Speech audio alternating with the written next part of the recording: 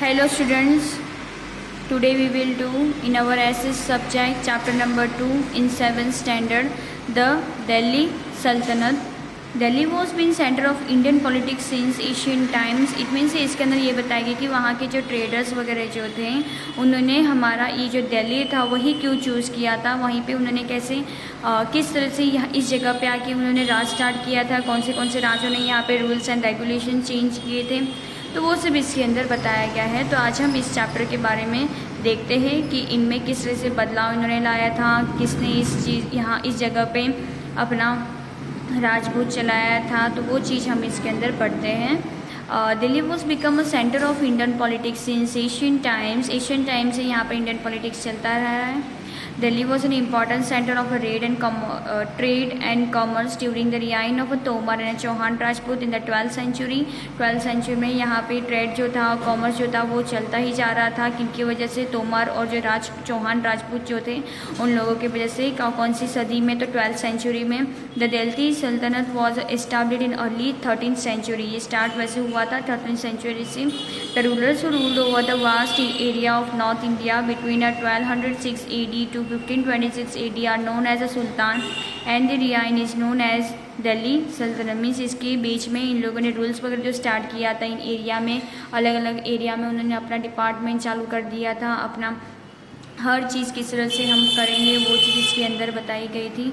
This rulers were originally of a Turkish and Afghan origins. During this 325 years total 5 cities came to power and Delhi, including the slave dynasty, in a Khizri dynasty, the Tughlaq dynasty, Sayyid dynasty and Lodi dynasty, along with the Delhi Sultanate. We will also study about Vijayanagar and Brahmani empires in this lesson. Now let's see the rulers of the Delhi Sultanate कि दिल्ली सल्तनत में किन किनों ने rule start कर दिए थे, तो वो इस चीज़ में बताया गया है। स्लेव डिनेस्टी 1206 AD टू 1290, इन्होंने यहाँ से यहाँ तक इन्होंने अपना चलाया था rules and regulations. In 1192 AD in the second battle of Tarai, Shihabuddin Ghori was a decisive victory over Prithviraj Chauhan and laid the foundation of Delhi Sultanate. After the death of Muhammad Ghori, his slave Qutbuddin Aibak became the first sultan the horseback while playing a polo and died in 1210 AD. After his death, his slave as well as his son-in-law Iltutmish came to the power. Means इनके जो मैंने बताया था कि पूर्वज जैसे होते हैं, इनका जैसे पीढ़ी आगे बढ़ती जाती है तो वैसे वैसे सुल्तान जो होते हैं वो चेंज होते रहते हैं। उनका पहले लड़का, फिर उनका लड़का, तो ये कंटिन्यूसली इनका जो होता है वो चलता रहता है, इनकी पीढ़ी जो है वो कंटिन्यू होती रहती है। He established a Chahalgani force of 40 Turkish nobles to make a sultanate supreme. He shifted the capital from Lahore to Delhi. Iltutmish is considered to be the true founder of the slave dynasty. Iltutmish did not find any of his sons deserving the position of the sultan, so he declared his capable daughter Rajia Sultana as his successor. उनको तो ऐसा लगा कि जो उनका जो सन था वो बिल्कुल कुछ भी कर नहीं पाएगा, लेकिन जो उनकी डॉटर थी वो कैपेबल थी ये सब चीज़ करने में।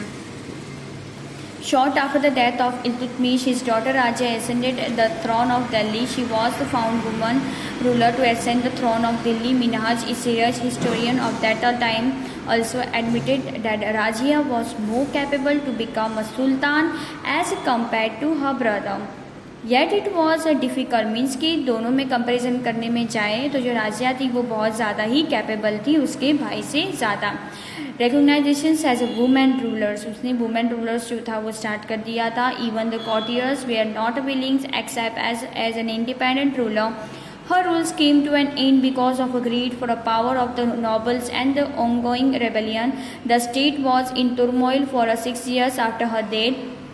The nobles enthroned Iltutmish Nasiruddin on the throne of Delhi. He ruled for 21 years. After his death, Ghisyauddin Balban came to the throne. He destroyed the Chalgani forts and overthrew the grip of nobles from the regime, strengthening the king's positions. Balban was a patron of the literature and the art.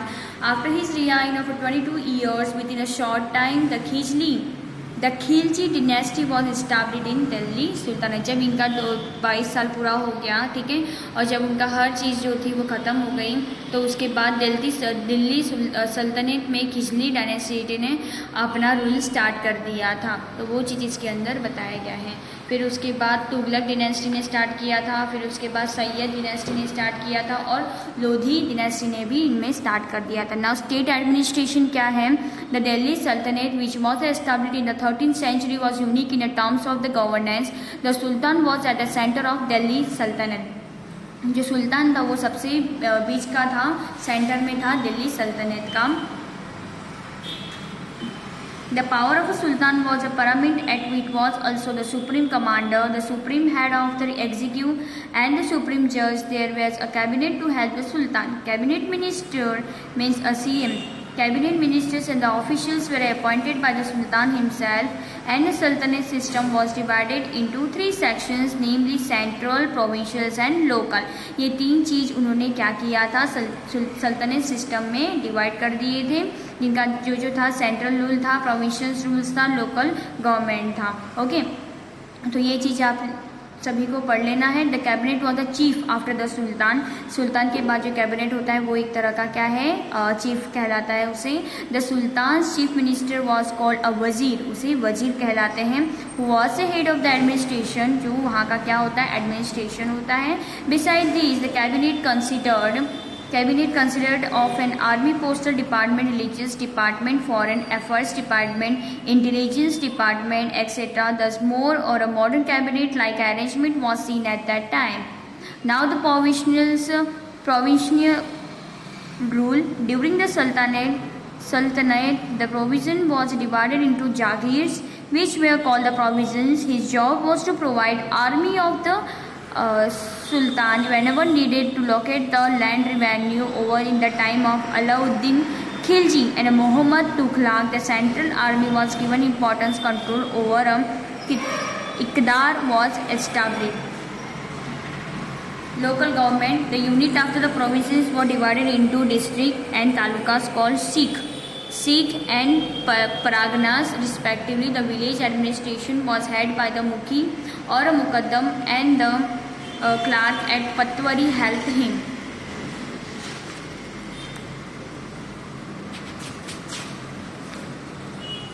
Now forts and the other construction, किस तरह से दिल्ली में ये सब चीज़ें build किए गए थे। The establishment of the Delhi sultanate mark the beginning of the constructions of the Indo Islamic style architecture. Indo Islamic style में ये सब आर्किटेक्ट किया गया था इन आवर इंडिया में during the sultanate period. Significant works of the architectures like forts, mosques, tombs, houses, gardens, gates, minarets, etc. were constructed. A mosque named Quwwatul Islam was built in Delhi during the time of Qutubuddin Aibak. जब कुतुबुद्दीन थे उस time का ये mosque बनाया गया था जिसका नाम था Quwwatul Islam. Another important building built during Qutubuddin Aibak reign was a Qutub Minar. Only one floor of it was constructed during his reign.